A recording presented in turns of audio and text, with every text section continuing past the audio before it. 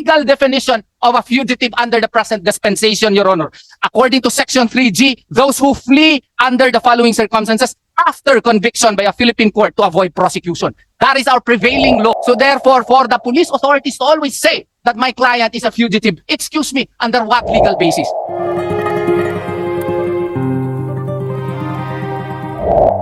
So I would suggest that Mr. Kibuloy to end all of this and spare all his followers and believers of all these things.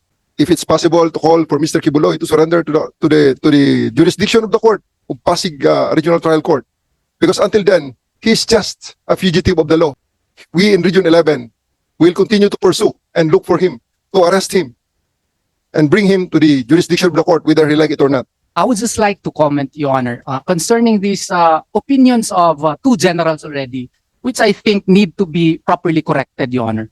If a person has a warrant of arrest, Your Honor, the subject of the warrant of arrest has two options.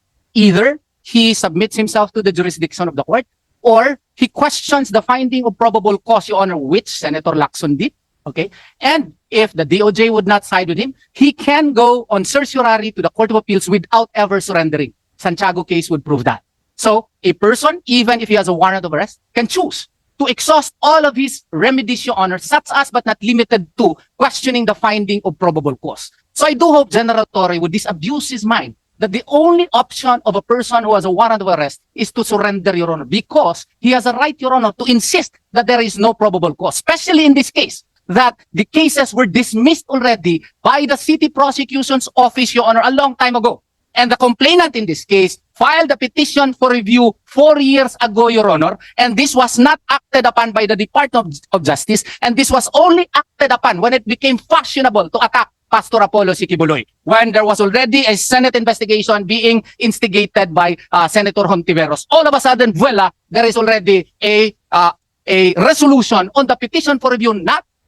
We did not file it, it was the complainant. We filed a motion for reconsideration, Your Honor, a long time ago. Until now, there is no resolution as to it. And then a few days thereafter, that there was a resolution, we have a warrant of arrest. So as a lawyer, Your Honor, I filed motions, Your Honor, so that the warrant of arrest, as well as the information, can be invalidated by the court.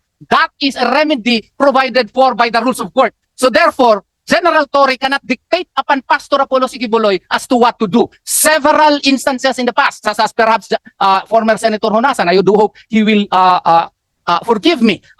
Ocampo, Senator Ocampo also did that in the past, Your Honor, by questioning the finding of probable cause. If these were available to those persons, why not to Pastor Apollo C. Kibuloy? They are always describing my client as a fugitive. What is your legal basis? The last basis, Your Honor, is Republic Act 11983, passed only on March 11 of 2024. What is the definition, legal definition of a fugitive under the present dispensation, Your Honor? According to Section 3G, those who flee under the following circumstances after conviction by a Philippine court to avoid prosecution. That is our prevailing law. So therefore, for the police authorities to always say that my client is a fugitive, excuse me, under what legal basis? Even if you use, Your Honor, U.S. court decision and even Black's law definition, Your Honor, it provides a fugitive from justice is a person who, having committed a crime, flees from the jurisdiction of the court where the crime was committed or departs from his usual place of abode and conceal himself within the district. That is Black's law definition. If we will use likewise Supreme Court decision, Rodriguez versus Comelec, Labao versus Comelec, it includes those who after conviction flees to avoid punishment, but also those who after being accused flee to avoid prosecution. So we are still questioning the after being accused.